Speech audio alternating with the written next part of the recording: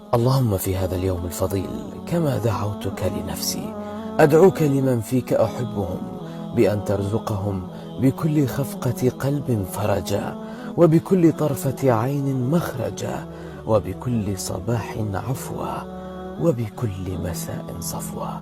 اللهم اجعلنا من العتقاء في دار البقاء، وارزقنا الطهر والنقاء، وابعد عنا الحزن والهم والبلاء، وخذ بأيدينا فنحن في دار اختبار وابتلاء، واجعل ألسنتنا رطبة بذكرك دون رياء.